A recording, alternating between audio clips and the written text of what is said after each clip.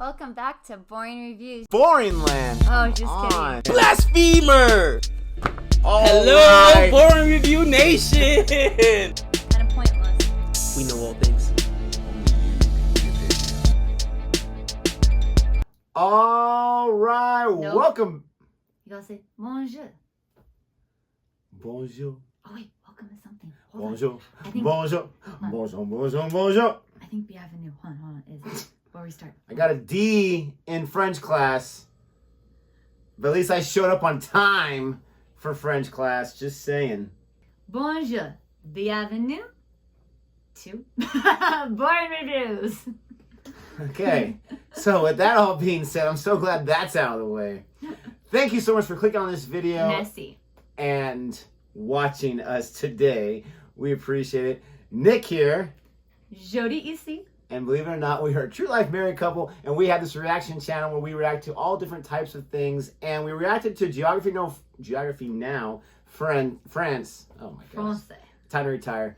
And we appreciated the reaction from the audience, and we got a request to check out this video. Jodi, what are we checking out today? Top 10 places to visit in France. And my screen just got dark for I just some weird watched reason. I'm like, it's plugged in. Why are you getting dark? Don't get dark. So we are planning a trip to Europe in the near future. First time ever for either of us. And we will be spending a hot minute. And when I say that, I mean like 24, 48 hours tops in France. So we're not going to be doing a whole exploration thing. But this is kind of connected to what we're doing in the future, right? Yeah. So it'd be nice to see some beautiful places in France, as like most things geographically, I know very little. So whatever it's going to show me, it's going to be something new. She's probably read about it in a book or a romance or some crazy dubbed version of a movie on Netflix. But for me, it'll be brand new stuff. And this was requested by a viewer, right? Yes, this is a request from Kathy Blondeville. Thank you so much for getting your request. And Thanks, if Kathy. you want us to react to something that you want us to react to, just ask in the comment section. It's as easy as that. She requested this like yesterday or late last night or some nonsense like that. So thank you so much for that. Let's go and check this out. Before we check this out, if there's anything you like, help us grow our channel, please don't forget to like, subscribe, and hit that notification bell so you're aware of our next uploaded videos. Ooh, that was very violent. What did you just do? I hit the notification bell. Oh. And this video decided to play without me telling I know. it to. I was like, I can hear all of a sudden the hello. This computer is acting like my own kids, not listening to moi. Maybe there's a poltergeist in here. Oh, I'm so scared. Here we schmo. What's up, guys? My name is Ryan, and I want to show you some of my favorite places in the enchanting country of France. So here is my French a castle top 10. on an island? That's gorgeous, too. France is known all around the world for its endless history and jaw-dropping scenery, from the towering French Alps to the Mediterranean coast of the French Riviera. France has so much to offer. Beautiful. Let's start this video off at the picturesque city of Annecy. Now, Annecy is located at the foot of the Alps. It's famous for its medieval old town, and it's been nicknamed the Venice of the Alps thanks to its canals. Now, the city is just absolutely magical, but what I love about the region is Lake Annecy. It's known as one of the cleanest lakes in all of Europe, and I just love the surrounding mountains. I mean, I just can't think of a better place to enjoy on a hot summer day. Now, one of the crowning features of the area is the Château de Menthon Saint Bernard. The castle began construction back in the 13th century, and it's just hard to beat the view of this medieval castle. Gosh. After Annecy, we're going to head over to the nearby French Alps. Now, this is definitely my favorite region in all of France. It's home to the incredibly massive Mont Blanc, which is the highest mountain in all the Alps at 15,774 feet. If you want to get a close-up view to Mont Blanc without the hiking, you can visit the Aiguille du Midi. Now, special thanks to my friend Guillaume Rougelot for helping me out with footage. I'll link his channel in the description below. Now, the Aiguille du Midi was constructed back in 1955, and when you see it, you just can't fathom how they were able to build this on top of a mountaintop. Now, to get there, you can take a 20-minute cable car ride, which holds the world record for the highest vertical ascent by a cable car with an elevation gain of 9,000 feet. Now, when you reach the top, you'll be able to witness one of the best 360 views in all the Alps. Now, if you're into hiking, you'll have to experience the Tour du Mont Blanc. It's a roughly 170-kilometer trek that loops around Mont Blanc You'll not only hike in France, but you'll also go through Italy and Switzerland. Oh, If you hike at a decent pace, you can expect to complete the loop in about 10 days. If I can travel to France this summer, I definitely want to attempt the Tour de Mont Blanc. I mean, literally just looks like pure paradise out there. After the Alps, we're going to head over to the Alsace region, now located in eastern France, bordering Germany and Switzerland. The Alsace region is famous for its fairy tale cities, wine country, and rich history. Over the centuries, the region has alternated between French and German control, and today it represents a mix of those cultures. The capital of Alsace is Strasbourg. It's home to the formal seat of the European Parliament. Another enchanting city in the region is Colmar. Colmar looks like something straight out of a Disney movie. The city's old town is lined with timber, medieval buildings. I love the canal that runs throughout the city. It just adds to the magic of the place. If you want to skip the cities, you can experience the Alsace wine route. It's a 170-kilometer long route that passes through some of France's greatest wine country and picturesque towns. One of my favorites is the quaint village of Riviera. It's believed to be the village that inspired the town from Beauty and the Beast. Even if you don't drink wine like me, it's impossible to not fall in love with this region of France. After, we're going to France's capital of Paris. Now, since the 17th century, Paris has been Europe's major center of finance, diplomacy, fashion, and the arts. Paris is one of the world's most visited cities, and with all its attractions and fascinating history, it's easy to see why. Paris's most recognizable attraction is the Eiffel Tower. It was built in 1889 for the World Fair. The Eiffel Tower is 324 meters high, which made it the tallest man-made structure in the world until 1930. You can take an elevator up there to get an incredible 360 panoramic view of all of Paris. Another popular attraction is the Louvre Museum. It's the world's largest art museum, and it's home to Da Vinci's Mona Lisa. You can also take a drive around the Arc de Triomphe or walk the grounds of the Palace of Versailles.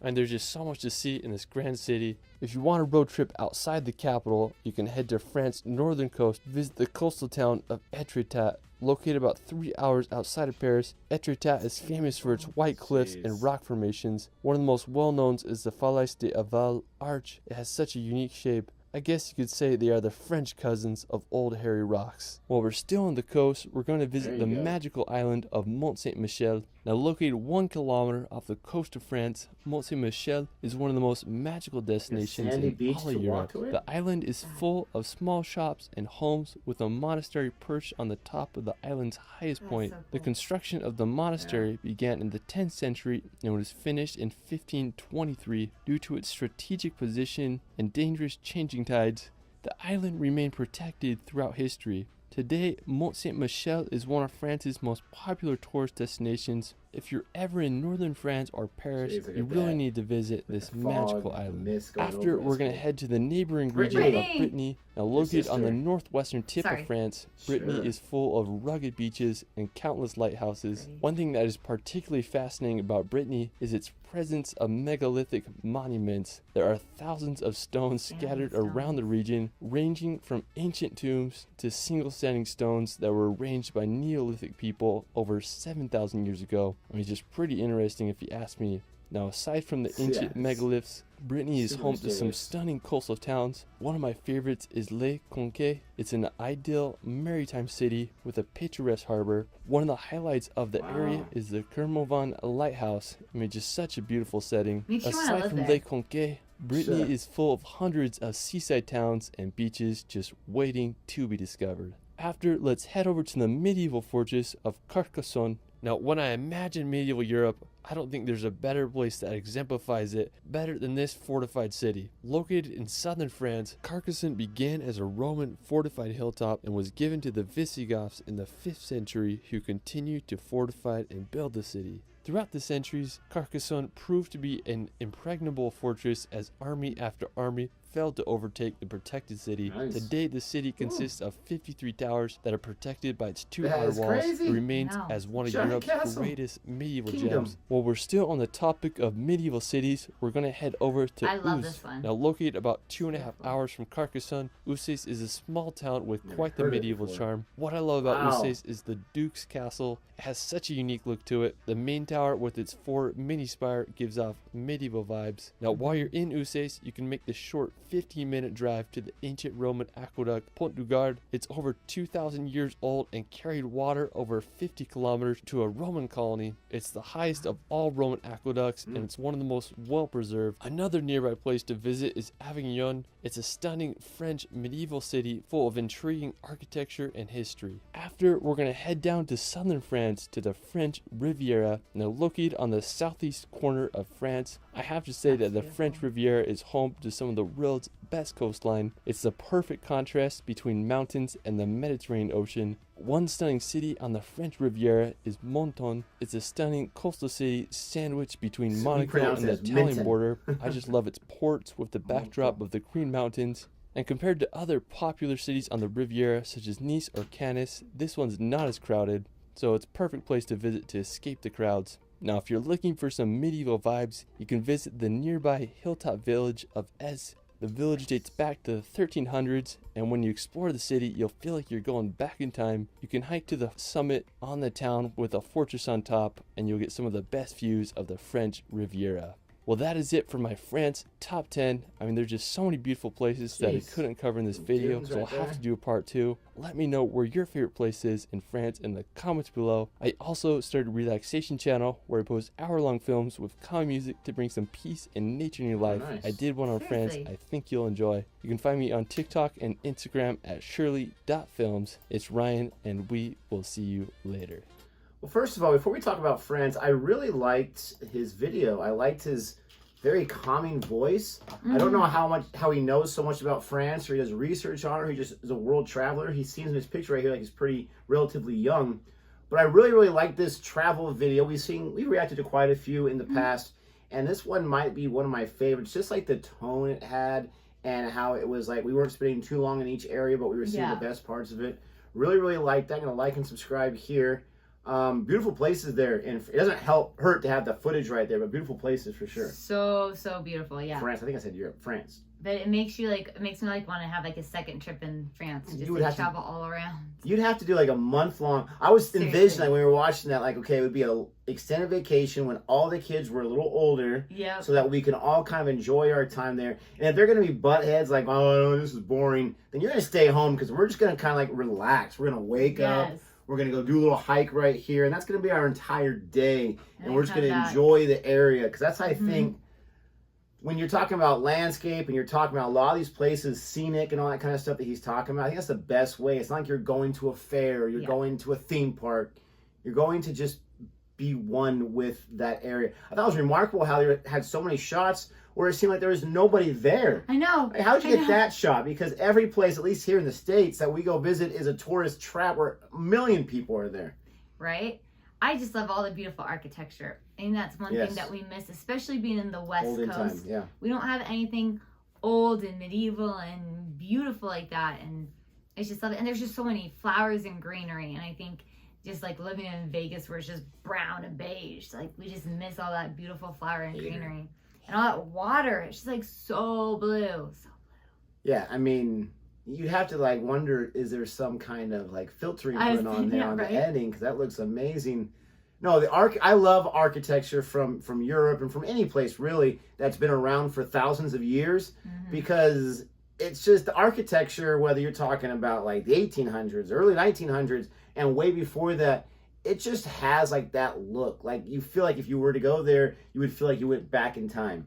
And there's some places here in the United States, plenty of places where East Coast. I don't think it's just the East Coast, but a lot over there where they recreate that, or they built that in the 1900s and made it look like it. Well, not make it like that. They have it. Like in the East Coast, you have a lot of places that are still built in like the 1800s that they live in. They just restored. You're getting the Snape on that one. I'm just saying. Obviously. Here on the West Coast, we don't really do that. Like everything's built in new and modern.